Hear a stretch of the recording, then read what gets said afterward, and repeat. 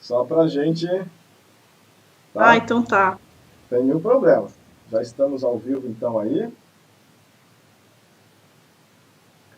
Só me silenciar um pouco aqui para esperar o pessoal ocupando a sala e monitorando também. Nesse link aqui, não é, Felipe? Isso, que eu mandei no grupo, exatamente. Isso, cliquei No grupo aqui. dos Tá. associados.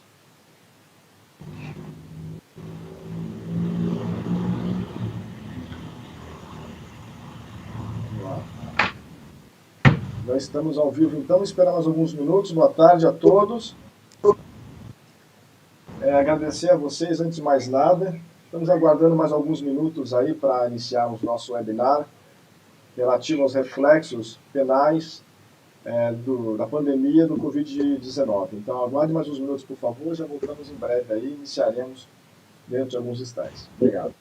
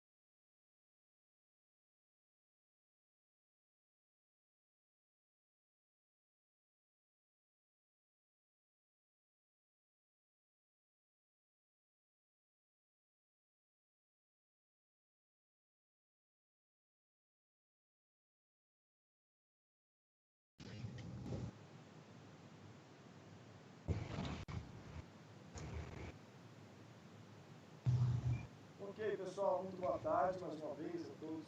Meu nome é Felipe Dalbello. Eu tenho o prazer e a honra hoje de conduzir junto aí com vocês, apresentar, melhor dizendo, que vai conduzir a doutora Gabriela, uma série de webinars que o Instituto Brasileiro de Direito e Ética Empresarial tem como iniciativa de difundir e multiplicar o conhecimento e chegar às pessoas de maneira democrática. Então, a ideia é que nós aqui, como nós bem destacamos, fundo conhecimento, traga experiência de mercado, de profissionais de altíssimo nível, né? Não só no aspecto acadêmico, mas também profissional, para que vocês entendam que o BDF é mais do que ser um instituto, mas levar à sociedade, os seus stakeholders, a transparência, as boas práticas e a integridade dos negócios. Então, o meu papel aqui como representando a diretoria de comunicação, mais do que nada, é falar um pouco do Instituto para vocês, visitem a nossa página, conheça um pouco mais de detalhe, quem não o conhece, e passar a palavra para a doutora Gabriela, que vai fazer as considerações desse tão esperado webinar. Eu vou ser muito sincero, eu não sou jurista, nem magistrado, aprendo muito, sempre destaco isso com vocês, sou administrador, e estava aguardando esse webinar, tá? Então, doutora Gabriela, Rodrigo, Rubens, sejam muito bem-vindos. Eu estarei aqui no backstage apoiando vocês e também acompanhando as perguntas aí via YouTube. E deixo a palavra com você, doutora, para conduzir esse webinar tão esperado e relevante nos tempos de pandemia do Covid-19. Obrigada, Felipe. Acho que vocês estão me ouvindo bem, né? Para mim é um prazer mediar esse webinar, especialmente pelo tema, né? É um tema, a gente separou aqui algumas questões bem polêmicas da atualidade, enfim, a ideia é um bate-papo mesmo sobre os reflexos penais relacionados às questões que surgem a partir dessa crise sem precedentes que a gente está vivendo agora, ocasionada pela pandemia do coronavírus no Brasil. A gente vai, então, abordar os reflexos criminais, né, de determinados atos dentro desse contexto da pandemia causada pela expansão do Covid no Brasil. Eu sou Gabriela Blanchet, para quem não me conhece, eu sou diretora executiva do IBDE, sou sócia líder da área de governança corporativa, riscos e compliance do Blanchet Advogados, mestre em Direito pela FGV, pós-graduação em Direito Tributário pela PUC de São Paulo, especialização em Compliance e Governança pela Universidade de Coimbra. E para mim é uma honra e um prazer poder estar aqui para mediar esse webinar com dois profissionais muito bem posicionados e super bem referendados no mercado. São dois criminalistas tops, o Dr. Rodrigo Carneiro Maia, que é pós-graduado pela PUC de São Paulo em Direito Penal e Processual Penal, pós-graduado em Direito Penal Econômico pelo IBCCRIM, que é o Instituto Brasileiro de Ciências Criminais, tem extensão internacional em Direito Penal Econômico pelo IASP, especialização em Direito Penal e Compliance pelo Instituto Econômico e Europeu, né, da Faculdade de Direito de Coimbra, é membro associado ao Instituto Brasileiro de Ciências Criminais, o IBCCRIM, e é também membro, presidente da Comissão de Criminal Compliance do IBREI, que está nos apoiando aí hoje neste webinar, que é o Instituto Brasileiro de Desenvolvimento de Relações Empresariais e Internacionais. E o Rubens Oliveira, que é pós-graduado em Direito Penal e Processual Penal pela PUC, tem extensão internacional em Direito Penal Econômico pela Universidade Pompeu Fabra, em Barcelona, na Espanha, é membro das comissões de Direito Penal e Processual Penal da OAB de São Paulo e é também diretor de Relações Institucionais do Instituto Brasileiro de Direito e Ética Empresarial do nosso IBDE. Pois bem, sejam bem-vindos, doutores. Podemos começar? A primeira pergunta vou direcionar para o Rodrigo. O Rodrigo, inclusive, escreveu um artigo recente sobre isso, sobre a questão da criminalização do não recolhimento do ICMS, né? O STF decidiu recentemente pela criminalização do não recolhimento do ICMS cobrado do adquirente da mercadoria ou serviço, desde que de forma contumaz, né, e com dolo de apropriação pelo contribuinte. Porém, em momentos atuais, né, que a gente está vivenciando com a crise do Covid-19, a gente sabe que numa situação de crise o empresário busca principalmente, né, a manutenção dos empregos e a preservação do caixa a qualquer custo, né? Ainda que isso implique no não recolhimento de um tributo. Ao seu ver, Rodrigo, de que forma você acha que o empresário deverá atuar para que, ao escolher de forma consciente por não recolher o tributo durante esse período, ele não seja indiciado por crime tributário? Gabriela, boa tarde. Rubens, boa tarde. Felipe, boa tarde. Todos os membros associados do IBREI, do IBDE, o IBREI com carinho especial, o qual eu faço parte. Agradeço ao Maurício, presidente. Gabriela, direto ao ponto, a gente passa há tempos por um movimento de criminalização do não recolhimento de impostos.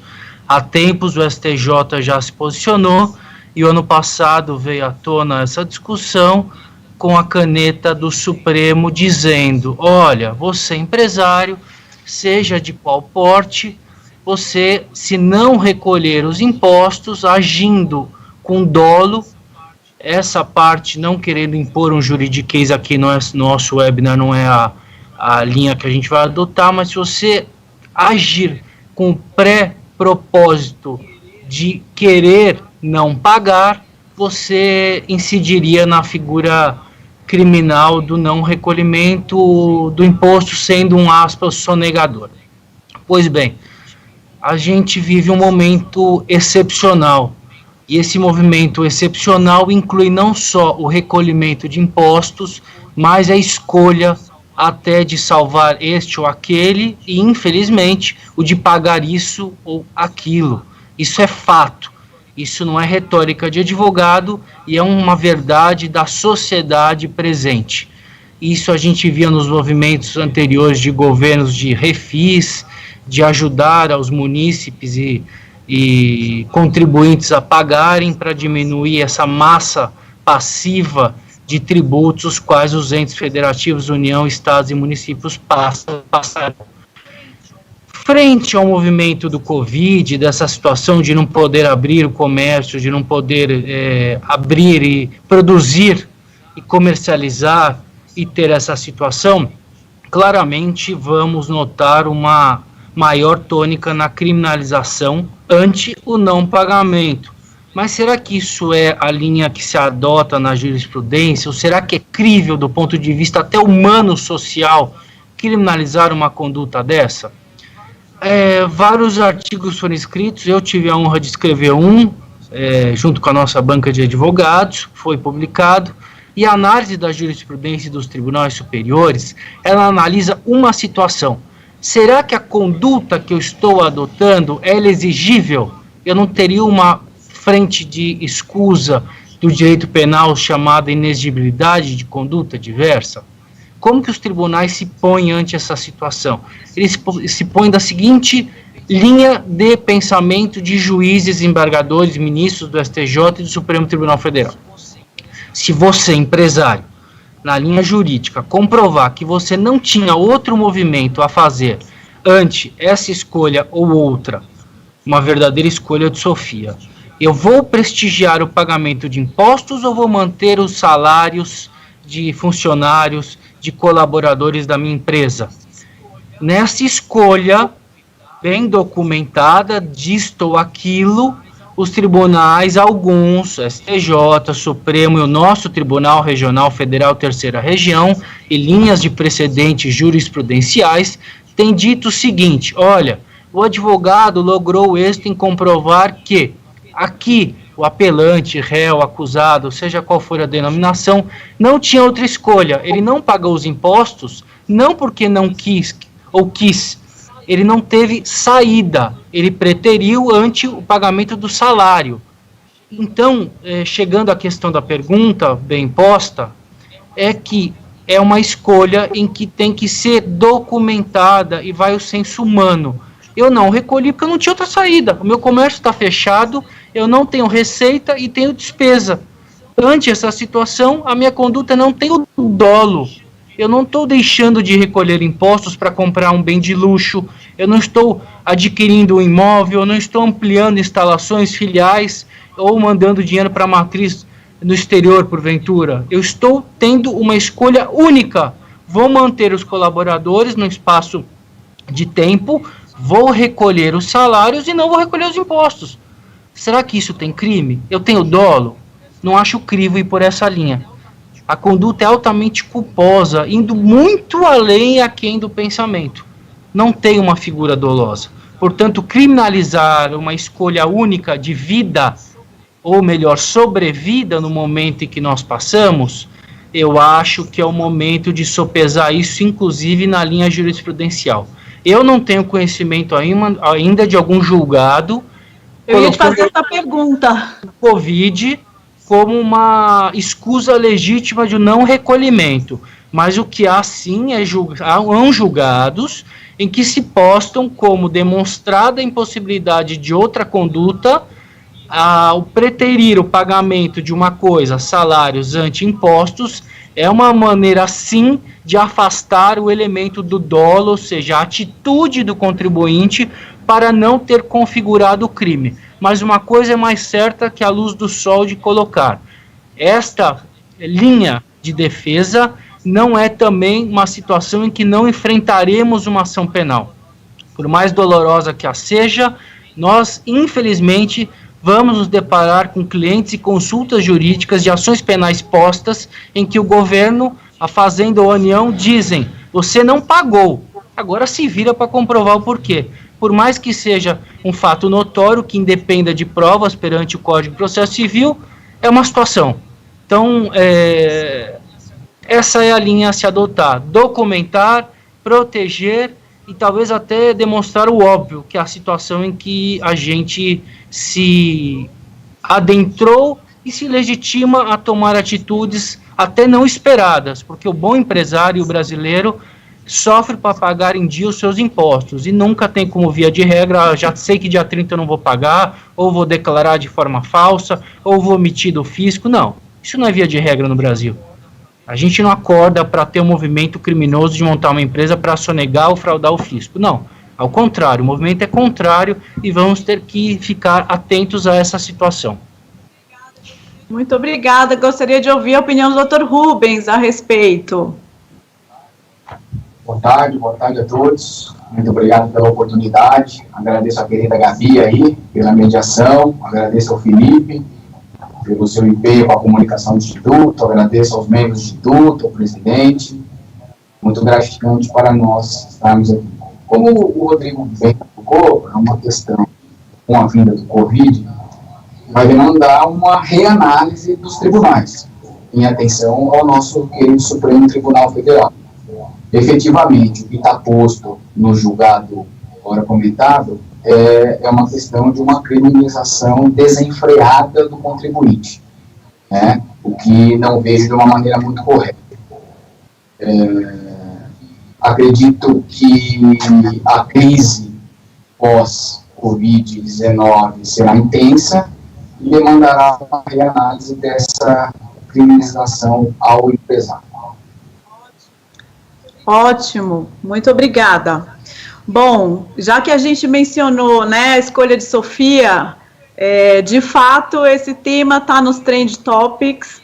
Eu tenho recebido muita pergunta principalmente dos médicos que têm atuado no front, nos hospitais, lá na linha de frente, nessa epidemia, e em tempos de Covid-19, existe de fato uma grande preocupação desses médicos com relação à escolha de Sofia, né, e a existência ou não de reflexos penais em razão destas escolhas, né? A gente sabe que a escolha de Sofia não é uma coisa nova, isso já é praticado no mundo inteiro, principalmente se a gente fala num cenário que você tem uma estrutura hospitalar e de saúde mais precária.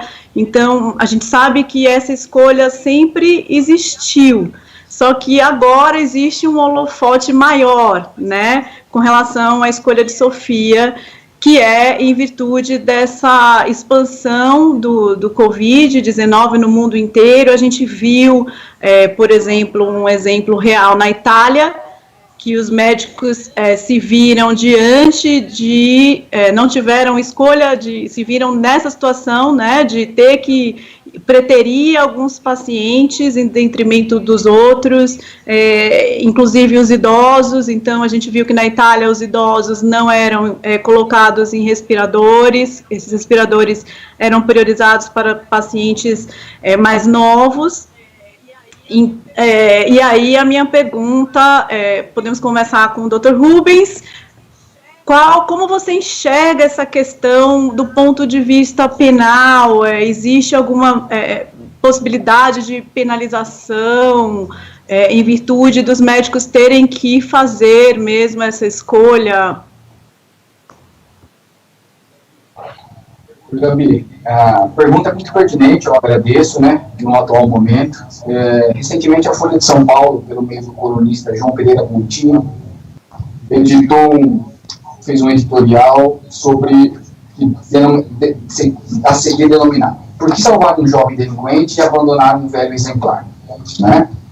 E em Londres, o Reino Unido, especificamente, o Instituto de Excelência em Saúde fez uma portaria editando quem teria prioridade em casos como esse de acesso ao sistema de saúde. E aí, em primeiro lugar, vem os atletas. Né? Eu acho isso um tanto quanto inusitado e até perigoso, né? Porque você tem lugares que você efetivamente pode chegar uma pessoa jovem e uma pessoa mais velha, pode chegar uma pessoa que tem uma doença pré-existente, uma pessoa que não tem essa doença pré-existente. Então, eu acho que é muito difícil esse tipo de escolha. Efetivamente, a classe médica e demais da área de saúde estão bem expostas quanto a isso, né? Ainda mais num país como o Brasil, que o recurso é precário, né? A gente está vendo aí pela saúde. Mas, na minha opinião, esse tema ele não tem muito espaço para o direito penal. Né? Não há uma aplicabilidade penal nisso, por tudo que vem aprendido, né? Se a gente for olhar aí o núcleo do tipo, o verbo é matar. O médico entrou na UTI ou em qualquer outro com a vontade de matar alguém, né?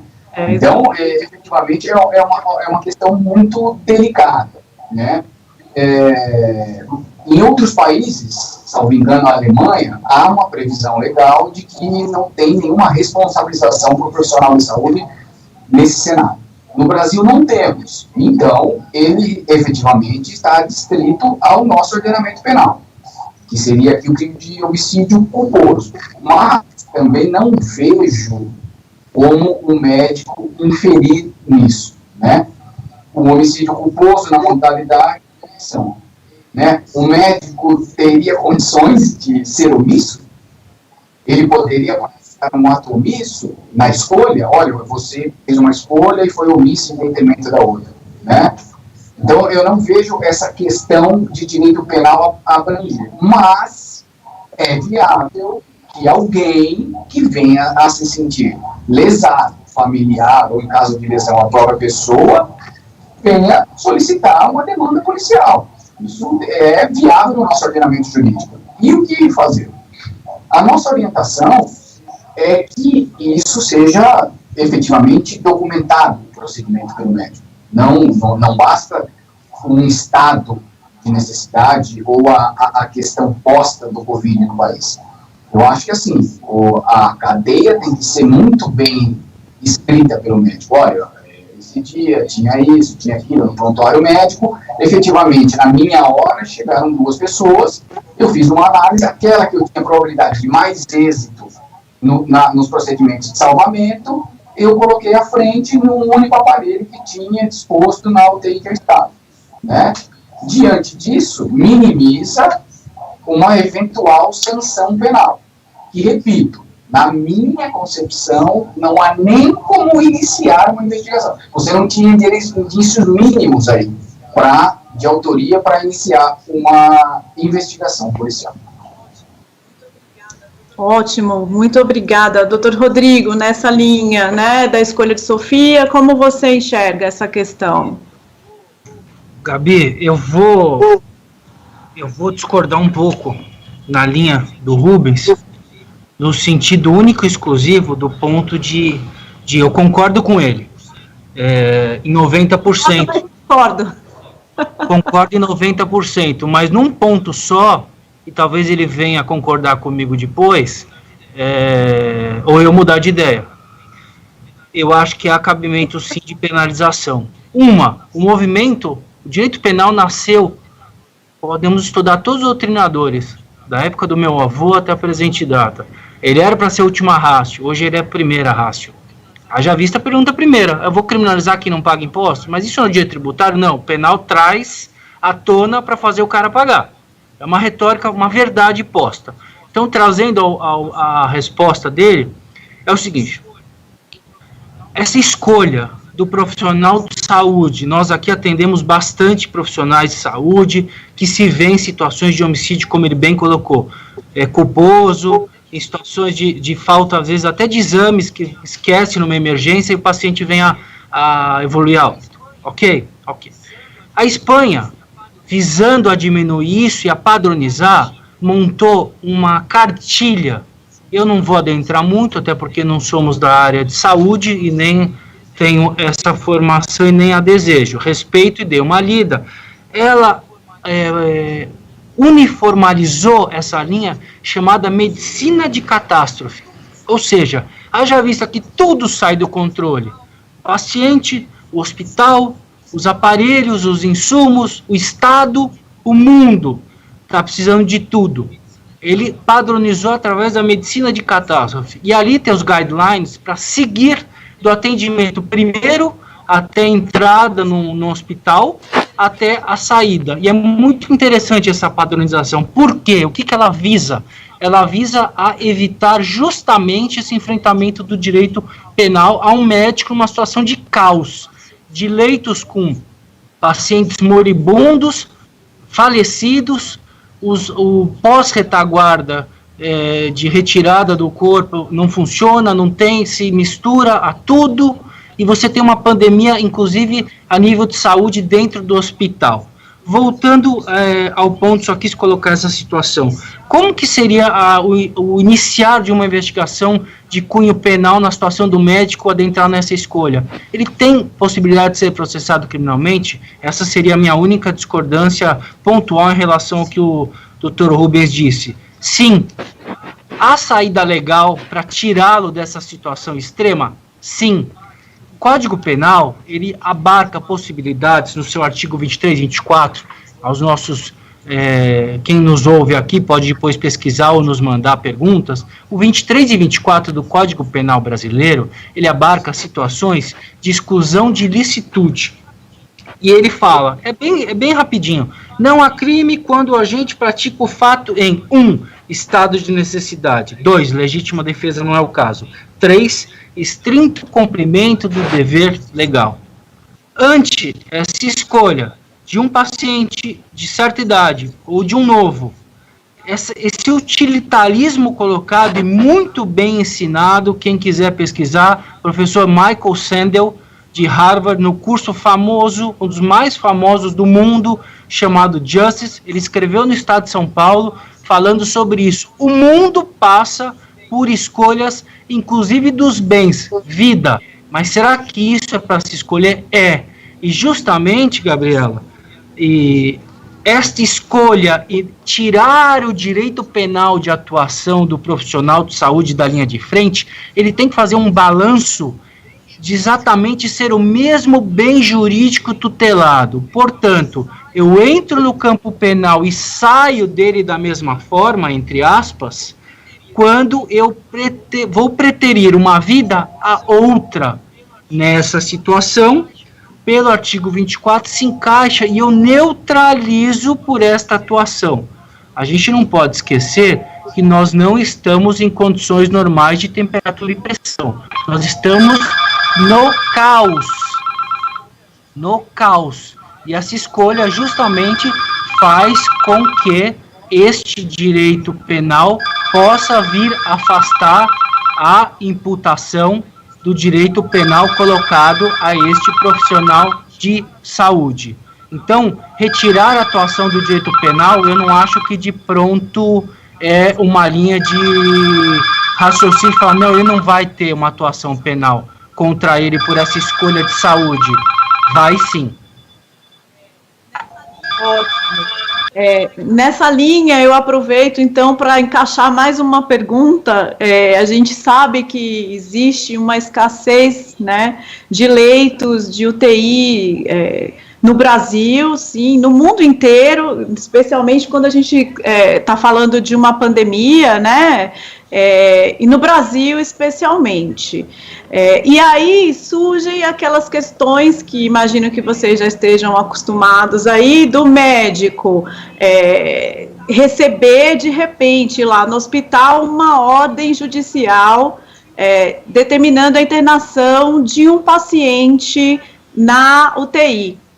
E aí, o que acontece? A UTI está lotada e chega aí um mandado judicial para esse médico, dizendo que o médico obrigatoriamente deve, de repente, retirar um paciente, no caso de falta de vaga, para internar aquele paciente que apresentou esse mandado judicial. Só que, às vezes, o paciente que está lá na UTI está num estado de saúde, muitas vezes, mais grave do que o estado de saúde desse paciente que entrou com ação judicial e recebeu esse mandado judicial de internação na UTI. Daí fica aquela questão do médico, né? Cumpro, não cumpro, e a questão dos riscos, né? Tanto do médico resolver não cumprir o mandado judicial, quanto dele dizer que vai cumprir, mas cumprir de forma tardia esse mandado judicial. E aí, essa situação se agrava mais ainda se um dos pacientes vem a óbito, né, infelizmente. Então, existe essa preocupação. Eu gostaria muito de ver o posicionamento, entender um pouco como que vocês pensam com relação a essa questão. Podemos começar com o Dr. Rodrigo, que já estava falando, pode comentar essa questão, e depois a gente ouve a opinião do Rubens. Tenho minha direita à réplica aqui, hein? Anota aí. Então você pode fazer a réplica, então vamos conversar com você. Vai lá, deixa o Rodrigo começar. Eu vou aguardar. Primeiro eu gostaria de pedir desculpa a todos, porque o sonoro do telefone foi claro que saiu no webinar, mas isso é fruto do direito penal aplicado. É alguém com problema que está ligando no escritório. Então, desculpe a todos que ouviram o telefone. Entendemos e compreendemos. Pedimos desculpas aqui, mas tocou, enfim. Gabi, eu já tinha adiantado no item 2, e vou voltar à prática que a gente passa no escritório. Existe uma linha administrativa que permite, nessa situação colocada por você, na pergunta terceira, chamada vaga zero. A vaga zero, ela é diplomada, vamos assim, pelo Conselho Federal de Medicina. Eu já passei por isso na prática, uma médica que submete médicos de todo o município e estado de São Paulo a essa situação, em que liga numa situação de extrema urgência e se indaga a questão: tem vaga? Estou com um paciente, e na prática é uma coisa muito interessante. Não do ponto de vista interessante, obviamente, de ver o sofrimento dos outros, mas a dinâmica. Você liga para o hospital de Barretos, liga para o Hospital das Clínicas e fala o seguinte: tem um hospital com AVC, tem um paciente de São José do Rio Preto com AVC, uma isquemia, eu tenho que transferir para São Paulo. Aí a pessoa em São Paulo pega e fala o seguinte: não tenho vaga. Não interessa. Não interessa, eu estou falando em larga escala, de um jeito da gente bater um papo. Não que não interessa para o direito penal ou administrativo, mas é assim, envia. O CFM diploma toda esta cartilha da vaga zero. Justamente, nunca se poderia antever essa situação de pandemia, mas isso já dá um norte de como se coloca numa situação dessa extrema de falta de vaga, do que se pode fazer. Bom, voltando, do ponto de vista, desobediência? Pode estar sujeito o médico à desobediência? Pode. Isso eu ia perguntar, ele pode estar sujeito a uma prisão? Pode, mas a gente tem que voltar alguns degraus dessa análise. Ela é intitulada como um crime de menor potencial ofensivo, ou seja, rito sumaríssimo. E ela advém de uma situação de alguém que descumpre uma ordem de cunho judicial. Isso no dia a dia se vê do cumprimento de uma empresa que recebe um ofício do funcionário que deve alimentos, por exemplo, e num abate do olerite. E será que o diretor financeiro pode ser submetido a esse crime de desobediência? Sim. Mas vamos voltar a algumas casas e alguns degraus dessa análise do ponto de vista médico-epidêmico. Teríamos que fazer uma análise do artigo 13 do Código Penal. O que é o artigo 13? Crime omissivo impróprio. Essa pessoa ele garante, ela pode ter a palavra final do cumprimento? Ele é um médico socorrista, recebeu um ofício, ele nem sabe o que é isso. Ele está cuidando de vidas. Diretor do hospital que tem ciência disso, pode? Sim. Porque ele é o garante dessa situação final. Ele tem a noção e o discernimento jurídico e não fático ou médico de dizer, estou descumprindo. Quem está na linha de frente não sabe, a responsabilidade dele é cuidar de pacientes. Mas é uma pergunta interessantíssima, porque ela tem desdobramentos do cunho médico profissional, ser submetido a uma sindicância, um processo disciplinar, de uma família que bate, como a gente viu em Manaus, está vendo em Belém, no mundo inteiro, famílias em absoluto desespero, que choca a imagem, batendo no hospital, o hospital fechando as portas, dizendo, eu não tenho vaga, eu não tenho respirador, e morrendo na rua. Repito, isso é realidade. Mas será que o direito penal pode vir a solucionar isso? Quem viver verá. Mas o que a gente vê em situações mais diminutas, sim. E o crime de desobediência também pode, sim, ser utilizado. E não esqueçamos da indenização. O direito civil, responsabilidade de cunho civil, ela é objetiva, coisa que o direito penal abomina. Não existe responsabilidade penal de cunho objetivo. Por isso que eu brinquei, vamos voltar umas casas, analisar se aquela determinada figura no hospital, seja público, seja particular, seja clínica, seja qualquer nosocômio, ela tem a responsabilidade de garantir esse atendimento, e não havendo, está incidido num crime culposo ou doloso ou desobediência? Sim, todas as figuras são plenamente cabíveis, ainda mais numa situação de desespero em que nós enfrentamos. E não vamos esquecer da análise da pergunta anterior, que eu vou passar para o Rubens para não me alongar, do estado de necessidade e do exercício regular de um direito e estrito cumprimento de dever legal. Tudo isso tem que estar no mesmo balaio de análise jurídico-penal. Obrigado, Gabi. Obrigada, eu entendo, e aí me surge uma pergunta. A gente pode, então, concluir que em recebendo, aí eu pergunto para o Rubens, ele já aproveita e fala a réplica, enfim. Então, um médico, né, se colocando no lugar do médico, um médico que está lá, atuando na linha de frente, no front, no hospital, naquela loucura que a gente está vendo aí, enfim, infelizmente, em todos os noticiários. Chegou o mandado judicial. Qual conselho, então, que a gente poderia dar para esse médico? Cumpra imediatamente, não, avalie as circunstâncias primeiro, se você tiver que tirar um paciente, por exemplo, mais grave, para pôr este que tem um mandado judicial menos grave, avalie se vale a pena descumprir ou cumprir de forma tardia, enfim, qual conselho que a gente poderia dar para um médico que se encontra lá nessa situação, né, nesse caos que a gente está vivenciando aí, sem precedentes. Dr. Rubens. Primeiro eu vou na minha réplica. Eu não concordo com a análise do querido sócio, mas é uma análise pertinente também, né? Porque se você for falar em estrito cumprimento do dever legal, primeiro o profissional tem que ter condições de exercer. Num estado desse, ele tem condição de exercer? Por isso que, assim, eu sou extremamente garantista, acho que minha análise é prévia. E isso a gente está falando dentro de um sistema colapsado, né? Vamos deixar bem claro aqui. Tem senão também não tem muito cabimento à análise, né? Se ele não está no sistema colapsado, aí ele tem que atender.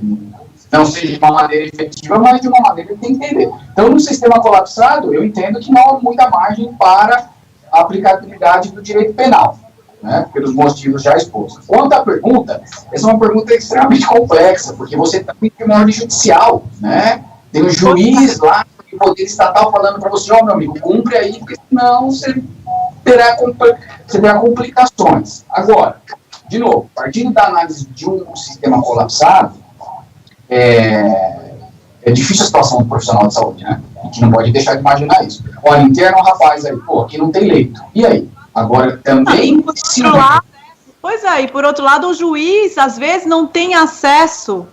Por exemplo, o juiz que expediu esse mandado judicial, desculpa te interromper, mas só para complementar, não tem acesso a esse dado que neste mesmo hospital, o médico vai ter que tirar um paciente mais grave para colocar esse que ele, né, a gente tem a falta também da comunicação, então isso tudo é um complicômetro, né? Não, sim, em 99% dos casos o juiz não tem, porque ele tem a análise pronta lá do demandante, né? Então o demandante foi lá, o juiz interno, que senão vai morrer, o juiz também não vai ficar comigo lá, se eu não mandar internar, não vai morrer, né? Exato. Então sobra para o médico lá lá no front. Então, de novo, no sistema colapsado, que não há necessidade, eu acho que é difícil a responsabilização do médico. Ele pode ser instado num procedimento administrativo, que eu acho que é o mais razoável, o direito penal devia vir por último. Quando tudo não funcionou, deveríamos ter o direito penal, mas infelizmente no Brasil isso é o inverso, né? O que dificulta aos operadores do direito penal, deixa um sistema prisional abarrotado, né, que não cumpre os deveres constitucionais, mas isso é uma outra história. Voltando, o médico, nesse cenário, eu também não vejo de uma isenção de aplicabilidade de direito penal, se ele apenas tiver resposta e falar, eu não tenho vaga. Eu acho que ele tem que procurar todos os meios para atender. Se você não tem vaga, você tem que redirecionar, né? Se não tem vaga em nenhum lugar, aí fica um pouco difícil, mas acho que o médico também tem que atentar a alguns deveres, né? Ele não pode simplesmente virar. Agora, ele pode escolher, olha, esse paciente eu acho que já consegui tirar do leito de UTI, vou passar esse que determinar a ordem judicial. É uma saída, né? Mas, repito, virar as costas de maneira de um médico proceder nesse... Aí, sim, ele pode ser responsabilizado criminalmente. Entendi. Ô, Gabi, eu concordo plenamente, até porque o Rubens tem uma formação mais próxima da área de saúde, e eu adiro totalmente ao que ele está falando. Só não esqueçamos uma coisa, que é o que estão, inclusive as decisões hoje de acusados que pedem aos magistrados não serem presos, por exemplo, ou estarão submetidos ou a total falta de atendimento de saúde, ou podem estar submetidos a contrair o Covid, os juízes já mudaram de entendimento, já não acham que é condício sine qua non de colocar em casa em prisão domiciliar. Eu concordo em gênero no grau do que o Rubens disse. Só uma outra coisa, mesmo em época de pandemia, não é um cheque em branco de se rasgar as leis vigentes no país.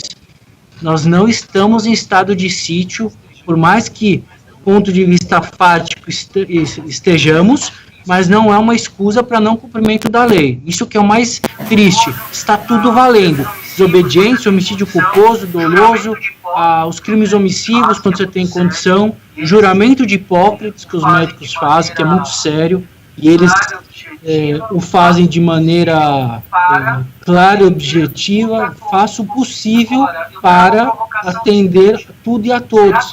Agora, eu trago a provocação seguinte: será também do ponto de vista dos processos médico-disciplinares a discussão da cloroquina, certo? Eu não sei a fonética correta. Cloroquina. Tem estados visando a salvar pacientes fazendo o respirador com sacola plástica. Ele não está, de certa forma, não agindo de forma errática? Não, ele está salvando. Então, se a gente pudesse afastar de toda a sorte o ordenamento e o arcabouço jurídico a nível administrativo, penal, órgãos de classe, poderíamos dizer que ele não estaria submetido a uma sanção qualquer que seja a seara, mas sim, eventualmente sim, pode estar, por mais aberrante que seja a situação, porque a lei está aí, e ela é dura, muitas vezes, para uma situação que não deveria ser. Só queria colocar essa linha até de proteção aos médicos que estão na linha de frente, e não tem os itens básicos, muitas vezes, que os hospitais são geridos por OS.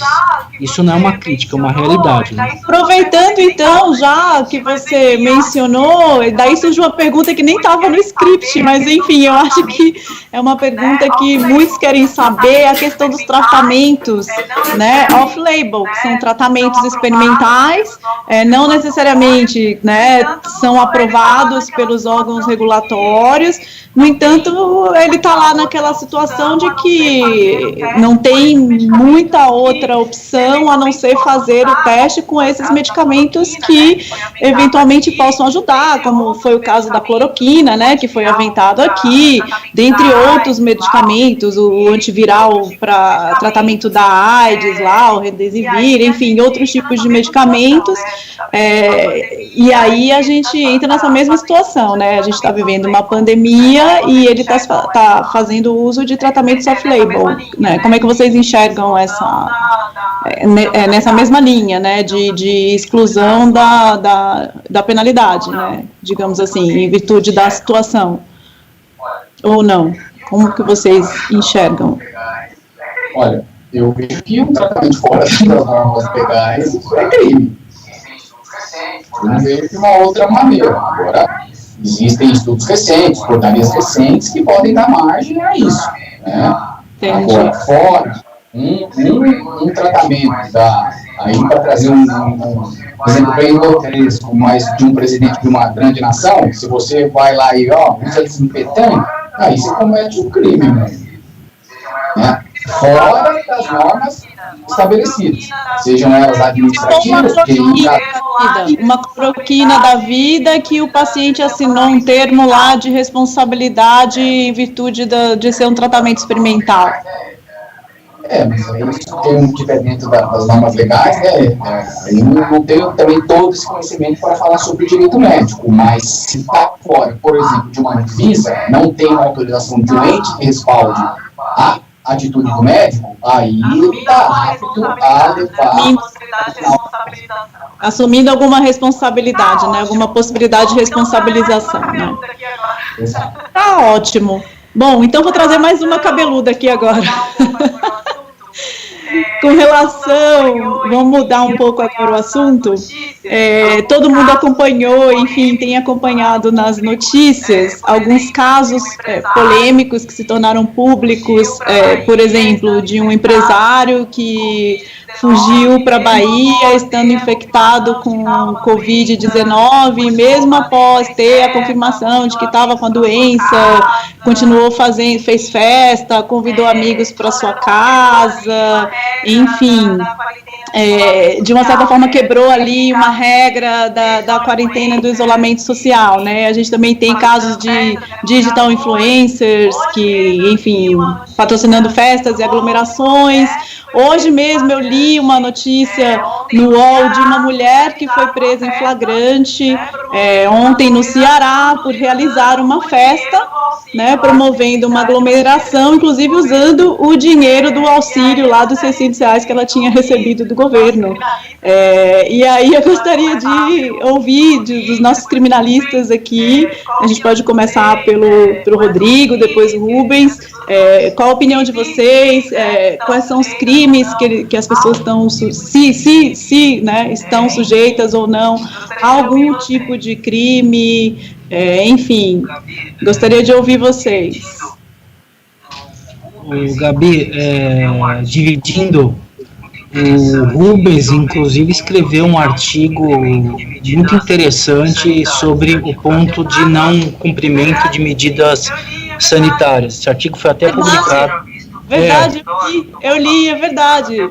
Então, haja visto o contraditório, eu vou pedir para, até por educação, que escreveu um artigo, eu vou pedir para que ele comece e ser justo, que o artigo é dele e da Narla do escritório. Rubens, Vossa Excelência tem a palavra. Vamos lá, Rubi. Eu só não falei que a pergunta não é para mim, né? Então eu fiquei aguardando. Vamos lá. Isso aí é uma questão que vem à tona aí, né, nesse período. Existem algumas disposições no Código Penal sobre o descumprimento. A gente tem orientações normativas e leis recentes que disciplinam a conduta do cidadão nesses termos de pandemia, né? Nós temos o artigo 268 do Código Penal, e eu penso que é o artigo mais aplicável a essa espécie, na medida em que ele vem a infringir determinação do poder público no sentido de contaminar pessoas. Eu acho que isso é perfeitamente aplicável. Se você está num ambiente, aqui vamos discutir precisa do dó, enfim, se você está num ambiente em que tem um aumento significante da doença, que efetivamente há esse risco, né, de você contaminar as pessoas, eu entendo que ela aí dá margem para uma sanção penal. Fazer festas, a participar de aglomerações, né, indubitavelmente ela pode responder também. Agora também tem quem entenda que isso não caberia a análise de um artigo específico para voltar no crime de desobediência. Tem uma norma do poder público, você não pode fazer aglomeração, você vai e faz a aglomeração, você está desobedecendo uma ordem legal. Então você também está apto aí a essa modalidade criminosa. O que difere um pouco do artigo 268, a meu ver, é que no artigo 268 ele teria que ter aí uma ciência de uma contaminação e participar de uma aglomeração, né, assumindo esse risco. Enfim, essas são as colocações que tem, mas isso é muito novo, né? Então, em termos de julgado também é difícil. Então, a gente tem muita especulação doutrinária. Mas acredito que esse seja a modalidade mais adequada para a atual situação, por conta da pandemia, que não tem precisamente muito argumento jurídico para determinar o que está acontecendo no mundo. Qual a sua opinião sobre esse tema? Rodrigo, qual a sua opinião sobre esse tema? Esse tema é mais do que... Gabi, eu acho que esse tema é mais do que atual, e é um tema que vai acabar sendo desenvolvido por bancas de advocacia, notadamente no tema gestão de risco. Por que eu digo isso? O tema gestão de risco já vinha há muito tempo, na época do Carrefour, que teve um preposto que bateu no animal, na época da cerveja, por situações outras de saúde, mas por que eu estou trazendo isso para fato presente? Nós conhecemos, no sábado, houve uma grande pessoa com influência digital, muito conhecida, com X milhões de seguidores em sua conta de Instagram. Isso significa que o que fala, vende igual água, e sua conduta também é motivo de repercussão. Tinha apoiando várias marcas de renome internacional e marcas de itens de primeira necessidade de consumo, que simplesmente tiraram o seu apoio e a sua aderência da marca a esta pessoa, haja vista que ela fez uma pequena festa em seu apartamento, ou casa, se não vier um caso, e descumpriu exatamente isso. E as marcas, horas após, no dia que não era útil seguinte, falaram: eu não posso ter a minha imagem vinculada a uma pessoa que descumpriu isso. Então, são dois temas interessantes. Sim, é a criminalização do artigo 268, igual o Rubens disse, que a pena não é tão alta, ela é só para título informativo, de 1 mês a 1 ano. E qual seria o crime? Infração de medida sanitária preventiva, artigo 268 do Código Penal, que é o artigo que o Rubens, com a Narla do escritório, escreveram a 4 mãos. Certo, Rubens? Confere? O artigo é nessa linha, né? desobediência. E eles fazem uma análise frente ao crime de desobediência, que só poderia ser inserido se não tivesse norma própria, que é justamente essa norma do artigo 268. Então, é uma realidade, Gabi, é a gestão de crise de risco das condutas que você pratica e às vezes não acha nem que o direito penal pode ser trazido para resolver, mas não só pode, como já está. Exatamente. Então, a gente está falando aí de duas vertentes, né? Tanto a penal, a criminalização, que as pessoas acham que não é possível, mas existe sim a possibilidade, e a questão da cobrança mesmo, da sociedade, né? Porque tem sido cada vez mais forte, a gente vê a sociedade aí repreendendo diversas condutas, seja de digital influencers, de políticos, de pessoas que têm um poder de vocalização enorme, né? Muito bem. E aí, eu sei que a gente está apertado, né, no nosso tempo, mas eu tenho uma última pergunta, que é uma pergunta que todo mundo quer saber, enfim, todos nós, a gente está sujeito a isso, a gente sabe que as fake news, né, não são novidade na internet, a gente sabe disso, mas a pandemia do Covid-19 trouxe como consequência uma onda muito mais grave de fake news. A onda mais grave de fake news já registrada desde que o termo se popularizou em 2016. Isso foi uma informação, um artigo no Valor Econômico, publicado no dia 20 de abril. As fake news, a gente sabe que elas se espalham, né, rapidamente, elas são difíceis de se rastrear, elas trazem consequências, elas geram determinados comportamentos na sociedade. E aí eu gostaria muito, para finalizar, prometo que a última pergunta, depois a gente abre para a pergunta das pessoas que estão assistindo, do nosso público, mas eu gostaria de ouvir de vocês, a gente pode começar pelo Rubens, quais seriam, se existem, né, se é possível, quais seriam as responsabilidades criminais dessas pessoas, tanto das pessoas que repassam as fake news, né, quanto sites e blogs que divulgam essas fake news. Gostaria de ouvir a opinião de vocês a esse respeito. Rubens. Obrigado pela pergunta. Essa pergunta também é pertinente para o atual momento, né? Porque a gente está vendo uma onda de fake news aí de pessoas que têm uma certa representatividade no país. Então, isso é extremamente complexo, né? Na medida que a gente não sabe onde chega, a pessoa que recebeu a notícia tem o conhecimento de interpretar, se a pessoa que recebeu a notícia, ela vai tentar uma fonte oficial, ela vai tentar ver se aquilo é verdadeiro ou não, e começa a republicar e dissemina, né? Existe um projeto de lei para proibir, intitulando o compartilhamento de fake news, e as mensagens falsas, ou news, elas são atentatórias contra a honra, no primeiro momento, né? A pessoa que divulga, ou a pessoa que compartilha, mesmo compartilha, ela pode ser instada a uma gama de crimes, em específico os crimes contra a honra, né?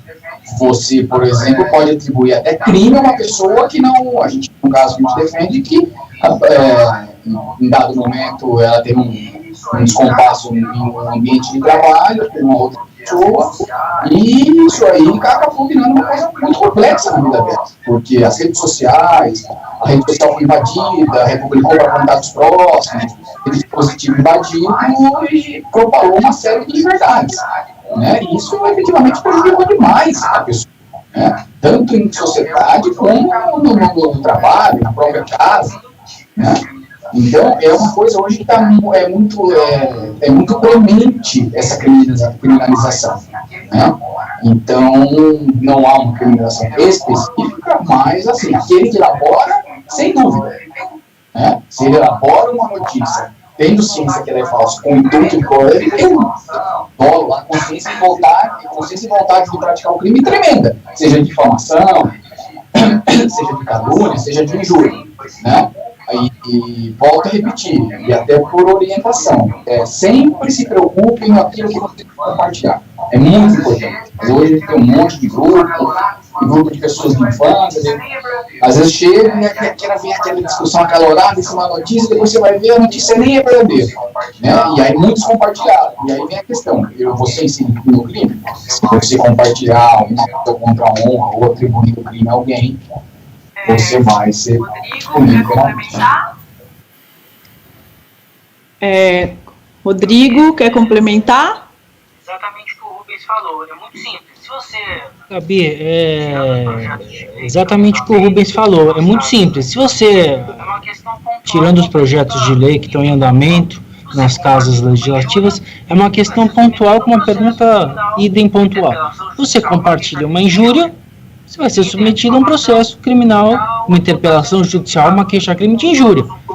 Idem a difamação e a imputação de crime de calúnia com contornos um pouco diferentes. E a indenização. Não esqueçamos de coisas do direito do sigilo da fonte do jornalista, processar um blog ou pedir investigação nessa linha é uma coisa mundialmente muito difícil e complicada. Então, ter cuidado do que se dissipa, do que se passa, do que se transmite. O WhatsApp, há uma semana atrás, compartilhava uma notícia para uma pessoa, justamente visando evitar se compartilhar fake news de saúde. É uma questão pontual da pandemia, agora já abriram para vários, mas é isso. Exatamente, as próprias redes sociais, se você perceber, o Facebook, já tá, o próprio LinkedIn já coloca lá, aqui tem, nesses sites existem notícias sobre Covid-19, são notícias confiáveis. Exatamente. Inclusive houve uma decisão judicial há um tempo atrás, responsabilizando o administrador do grupo de WhatsApp. Não sei se vocês lembram dessa decisão. Né? Exatamente. Exatamente. Bom, é isso, a gente está aberto agora para perguntas, queria chamar o Felipe aqui de volta para trazer para a gente aí, eu não sei se houve perguntas. Estou aqui, pessoal, Felipe. Boa tarde. Na realidade, estamos fazendo, aqui antes de qualquer coisa, agradecer a vocês, mas não terminando aqui o webinar, esperando que os nossos participantes aqui contribuam com alguma pergunta. Nós fizemos aqui, abrimos, digamos assim, a sessão de perguntas, vamos ter um pouquinho mais de paciência.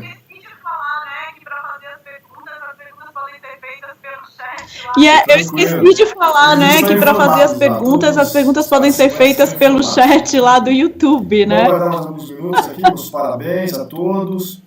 Aí, José Guimarães, nosso querido aí, dando parabéns. A ID, muito boa discussão desse assunto paramédica. A Marcela também de Oliveira Santos, contribuindo. Obrigado, Marcela. Ou seja, tem o Sinésio. Tivemos uma audiência muito boa. E estamos tendo, no caso, ainda, né, vamos dizer assim. E vamos aguardar, pessoal, se vocês tiverem alguma pergunta ainda, a fazer os nossos ilustres aqui, palestrantes. Pois é, eu estou entendendo que vocês estão... Se for pergunta cabeluda, melhor ainda. Manda bala, aproveita. Inclusive, são perguntas... Claro, são perguntas abertas aí, completamente transparentes. A gente já respondeu todas as perguntas. As pessoas também entendam que o IBDE, além de ter a ética e a integridade em um dos seus pilares, nós trabalhamos todos nós aqui, né? Com muita transparência.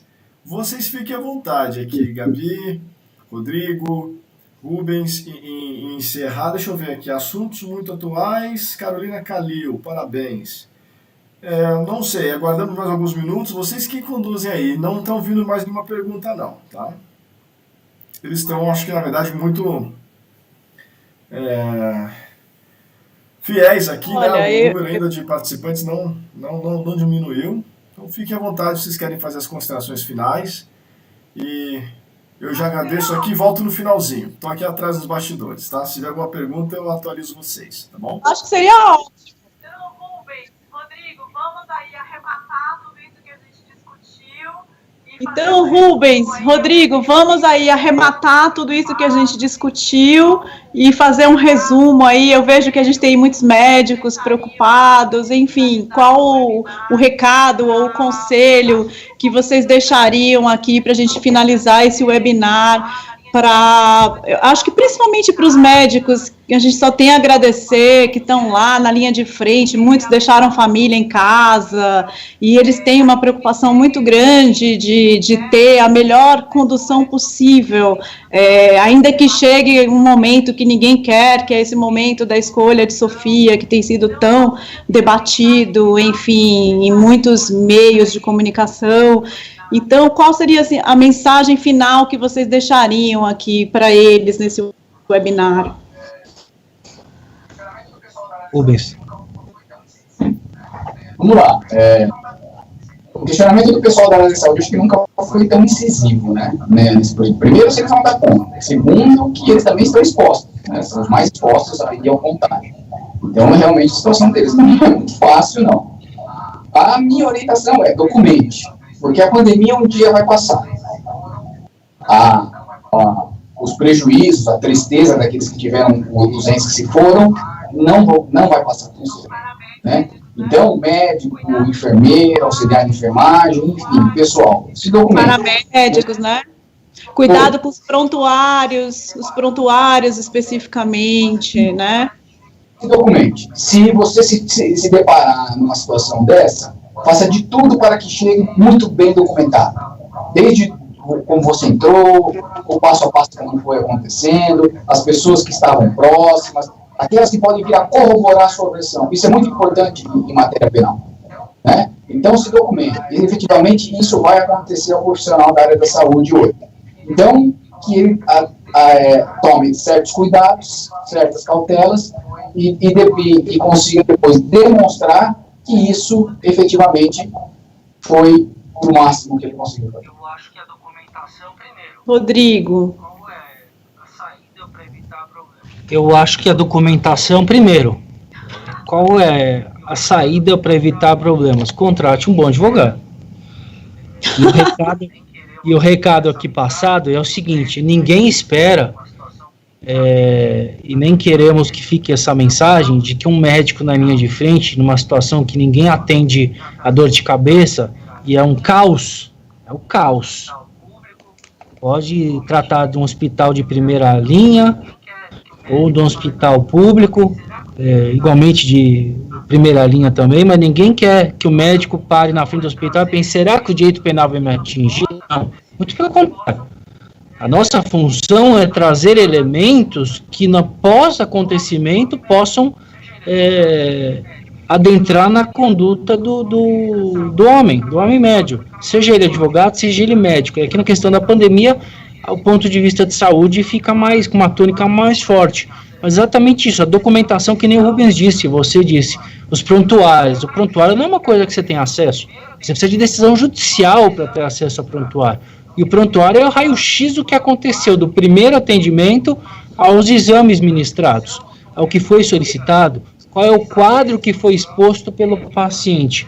Não esqueçamos que o médico não tem a obrigação de saber, de esponte próprio, o que tem aquele paciente. Se ele não passar o quadro do que ele realmente tem, do que o direito penal chama de concausa, do que havia ou do que há, o remédio administrado e o tratamento clínico talvez não seja correto. E aí voltamos à discussão: será que o direito penal pode ser utilizado como via para resolver isso?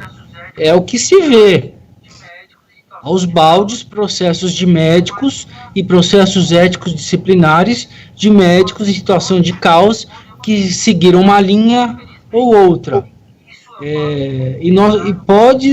Podemos esperar que, infelizmente, e isso eu falo com muito pesar no coração, nós não temos interesse nenhum de ver isso acontecer, mas é claro como só o que vai acontecer, como já aconteceu com um hospital que ministrou cloroquina e não tinha passado pelo comitê de ética submetido ao executivo, uma situação assim.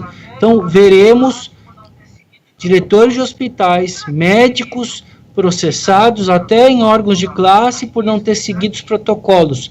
Mas será que é crível pedir para seguir um protocolo quando a vida está em risco? Será que não estudaram anos a fio, estudam para colocar em prática situações de emergência? Nós, advogados, idem. Você está num julgamento, às vezes, que acontece uma situação, você tem que lançar a mão uma situação que você não esperava. Essa é a vida como ela é.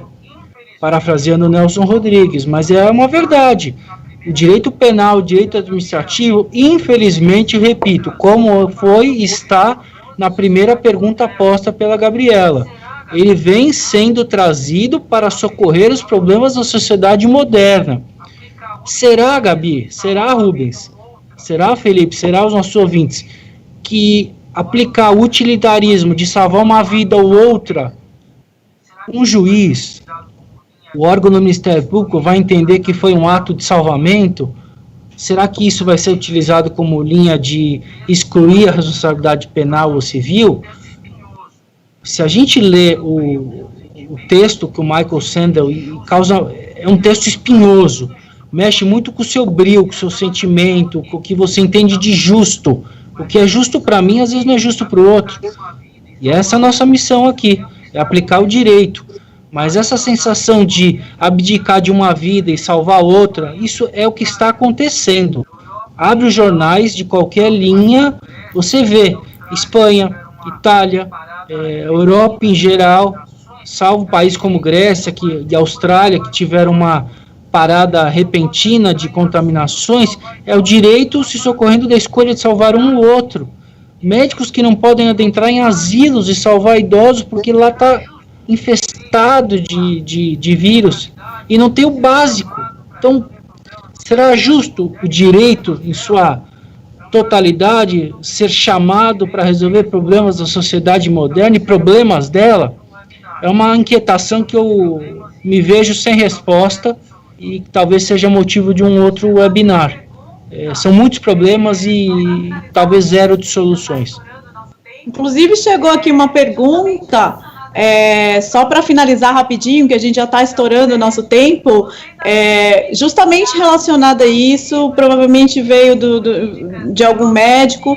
Vocês acreditam que há expectativas de medidas jurídicas protetivas para a classe média?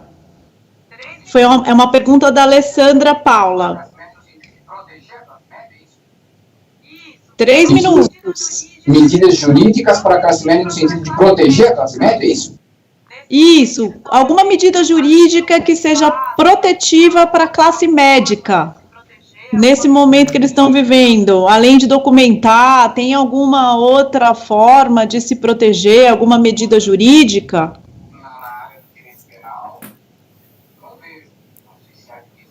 Olha, na área do direito penal, não vejo. Não sei se administrativamente, via Conselho Federal de Medicina, isso pode, assim, infelizmente o direito penal, no nosso país, ele é movido pelos acontecimentos. Na verdade, não há uma previsão, né, disso. Agora, diante de tudo isso, as consequências da responsabilidade penal do médico, na questão de leito de UTI, de atendimento de infectados, vem a se tornar uma coisa muito complexa, acho provável que o legislativo acione alguma coisa, como já há em outros países, no sentido de isentar o médico da responsabilidade penal nesse cenário. Alguma exclusão de penalidade, né?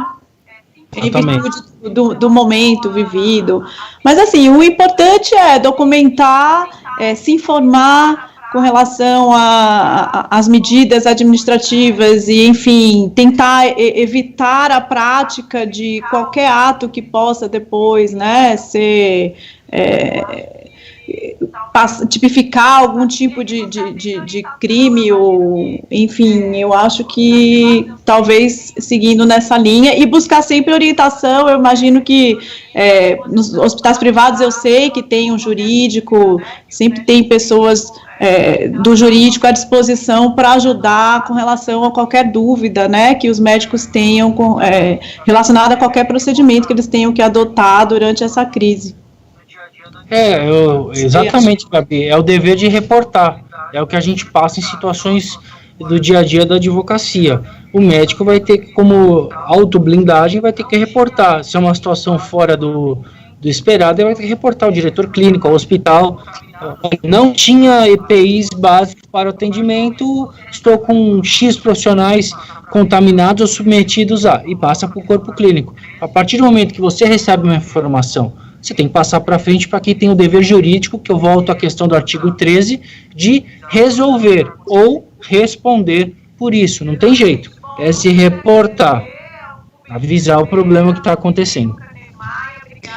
Exatamente. Bom, gostaria de agradecer ao Rubens de Oliveira, ao Rodrigo Carneiro Maia, obrigada pelo webinar, agradecer ao IBDE, né, na verdade, parabenizar o IBDE por essa atitude de compartilhar conhecimento, né, que eu acho que é fundamental num momento como esse, principalmente de questões importantes e que ainda a gente não tem um posicionamento, né, definido de para onde vai, né, como vai, enfim. Gostaria de agradecer também o apoio do IBREI, na pessoa até do Rodrigo, que contribuiu bastante aqui para o nosso webinar. Obrigada, Felipe, pela organização e, enfim, seguimos em frente. Felipe, a palavra está com você. Não sei se o doutor Rodrigo e o doutor Rubens querem também fazer as considerações finais, os agradecimentos, mas antes de fazermos os nossos finalmente em caráter institucional, doutor Rodrigo, Rubens, alguma consideração?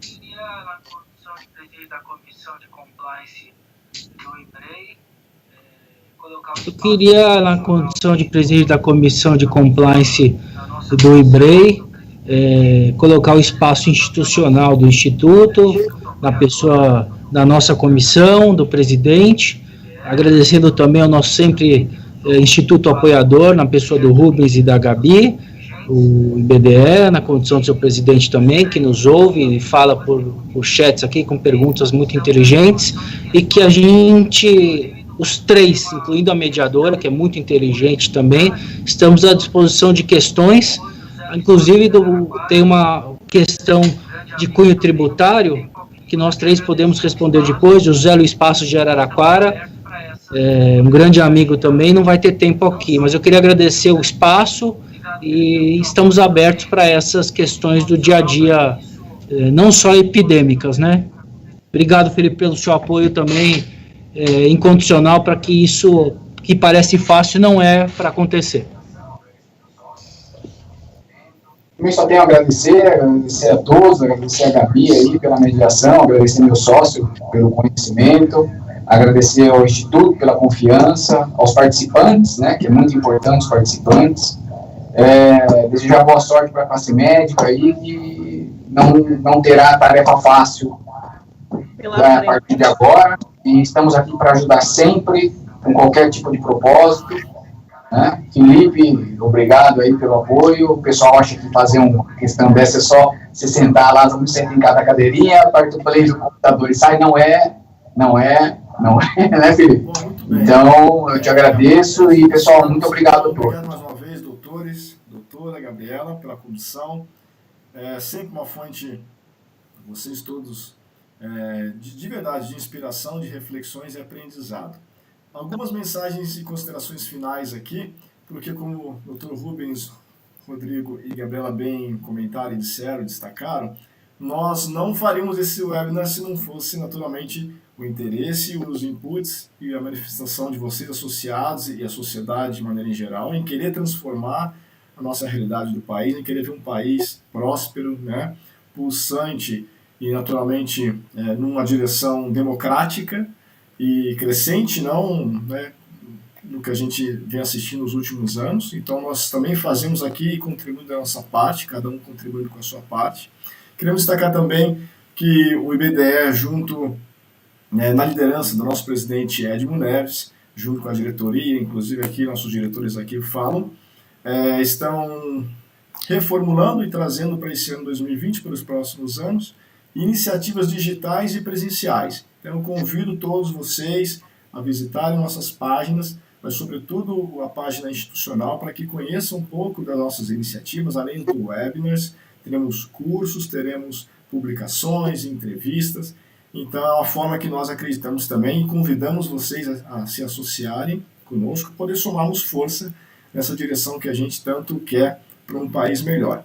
E mais uma vez agradecer a todos vocês aqui presentes, seja no YouTube, seja também por outro canal, que a gente acabou abrindo o link no Instagram, que foi em caráter teste, mas funcionou muito bem. E vocês não sabiam, mas acabou funcionando muito bem. Pois é, vão ter outros canais. Então, à medida que o IBDE cresça com todos vocês, e vocês são parte disso, vamos continuar multiplicando o conhecimento. Pessoal, obrigado a todos. Então, agradecer ao iStep, que é a nossa agência que dá o suporte, como o Rubens bem destacou, doutor Rubens, obrigado.